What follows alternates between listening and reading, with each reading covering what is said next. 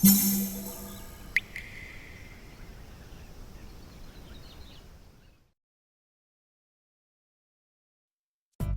うも、底辺アクアリスト黄昏です。皆さん、前回の水草水上栽培計画スチールラック設置編は見ていただけたでしょうか？まだ見ていないという方は概要欄に再生リストを貼っておきますので、ぜひそちらから視聴していただけると幸いです。超狭いスペースを有効活用し、収納アドバイザーもご満悦な縦に伸びる収納を実現しました。その高さなんと約160センチということで、45センチ ×39 センチのスペースが合計5個もできるという快挙を成し遂げました。ただスチールラック置いただけなんですけどね。隣の収納扉一つを犠牲にすることで成り立っている捨て身の水草水上栽培計画。今回はようやく本格的な設備設置を行っていきます。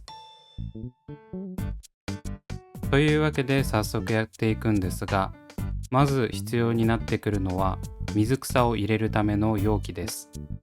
ただ、棚に置くという関係上、あまりにもインテリア性に欠けると個人的には嫌。それでも使えるスペースは有効活用したいということで、今回は我らがアクアリストの味方、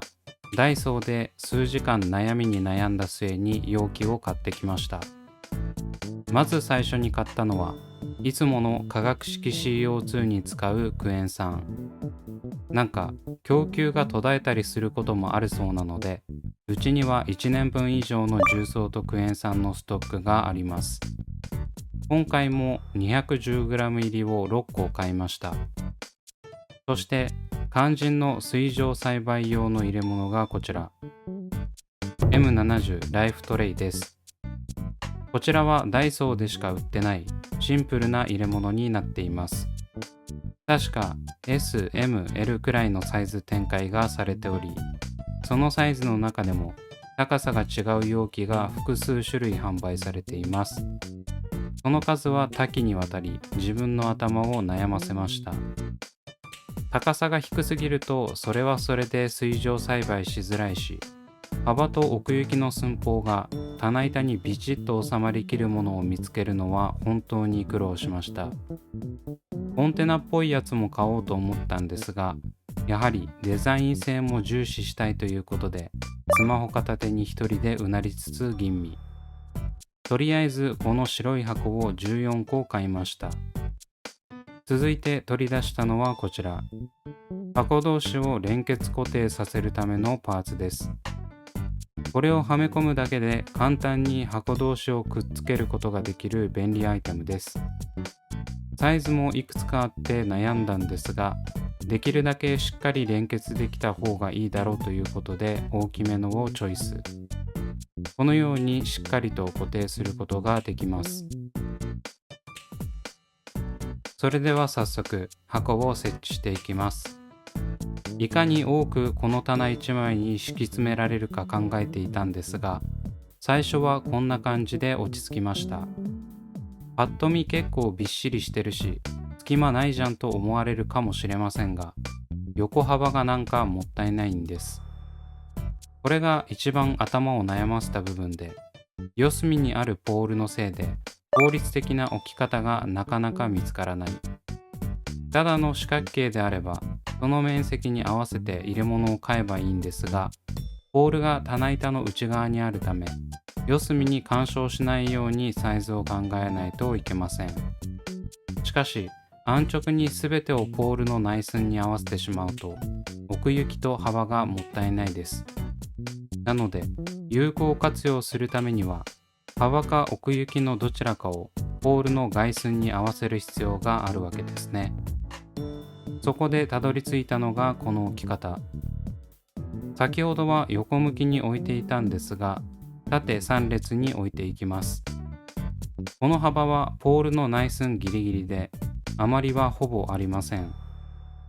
それを3列つなげることで、合計9個の容器を置くことに成功しました。横2列の時は8個しか置けなかったので、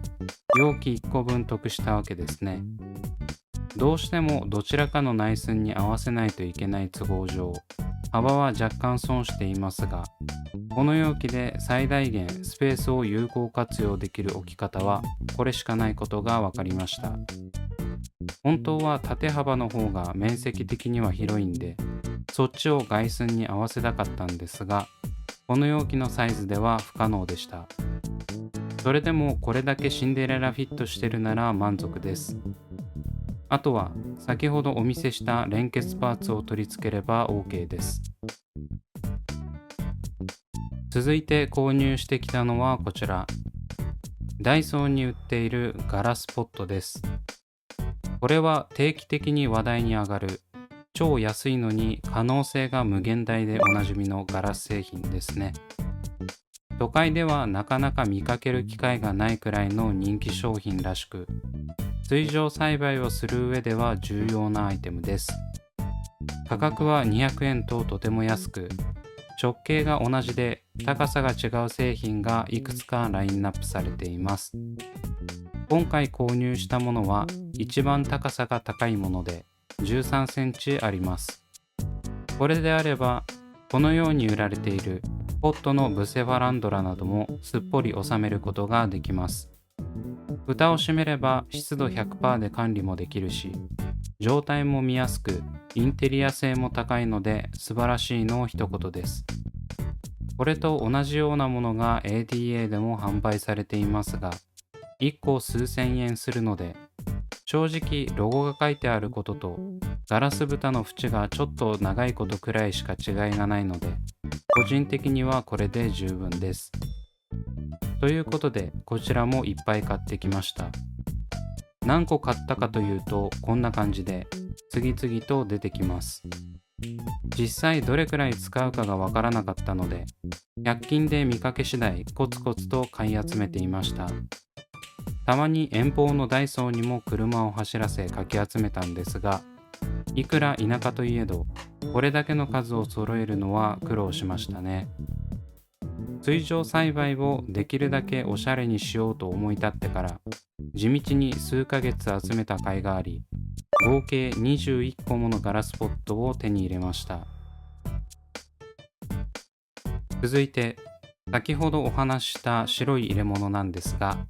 あれ買い直しました。ちょうどいい大きさで9個を敷き詰められるから良かったんですが、実際に棚に置いてみると高さが低く、見た目があまり良くなかったので 10.5 センチのものに変えました。幅と奥行きは変わらないので、これも9個置けると思います。こちらも連結パーツをつけて3つのグループにしていきます。前回はもっと幅の広い連結パーツを使っていたんですが、数が足りなかったので多く入ってて同じ値段の幅が短いものに変えました。あとはいつも通り置いていくだけです。化粧板が2個しかない関係上、割れる心配がないこちらのボックスの段は化粧棚なしで使います。びっしり置いているんで、見た目的にもそこまで気にならないと思います。化粧板が置いてある棚に購入したガラスポットを並べていきます。こちらのガラスポットの棚は2個用意する予定なので、実は21個では足りません。これからも入荷されてるかちょくちょく確認して増やしていこうと思います。とりあえず1段は9個で我慢。実際はギチギチに並べると16個入るので、32個ガラスポットが手に入るまでお預けですね。というわけで全体像がこちら。だいぶ見た目もマシなんじゃないでしょうか。あまりにもシステマチックにしてしまうと、隣の水槽よりも悪目立ちしそうだったので、ガラスポットをチョイスしたのは良かったです。これでしっかりと水上栽培ができそうですね。しかし、これだけでは水上栽培はできません。肝心の光が必要です。棚が多い関係上、その分ライトも多くないといけません。ということで引っ張り出してきたのがこちら。アクロトライアングルグローです。うちは主要な水槽をすべて RGB ライトに変えてしまったので、今まで使ってたおにぎりが結構余ってたんですよね。ずっと押し入れにしまったままだったんで、ようやく日の目を浴びることとなりました。4個くらい余ってるので、この3つを使って3段を照らしていきます。設置場所は右側で、三角の形状を生かし、隅に結束バンドを使って固定します。なんでこんな使い方をしているのかというと、実はこのライト、60センチ用なので棚からはみ出しちゃうんです。それを棚のど真ん中に設置すると、隣の収納扉が開かなくなるため、苦肉の策としてこういった方法をとっています。斜めに設置できればよかったんですが、ポールの関係上無理だったのでこの形に。というわけで、本当に完成した水草水上栽培システムの全貌がこちら。中身の入っていない容器をこうこうと照らすライトはとても綺麗ですね。ちょっとライトが出っ張っているのも見ようによってはかっこいいのかも。照明の点灯はタコ足で一つのスマートプラグにつなげて一括管理しています。ちなみに再下段には地味に以前紹介した AI 水槽を置いています。フレーム付きのアクリル水槽なのでそこまで重くないですし、こういった使い方には向いてますね。映像ではまだ敷いていませんが、一応下にはちゃんと構造用合板をかませています。そんな感じで結構お金のかかった水上栽培システムが完成しました。見た目もそこそこで狭いスペースを有効活用できたんじゃないかと思います。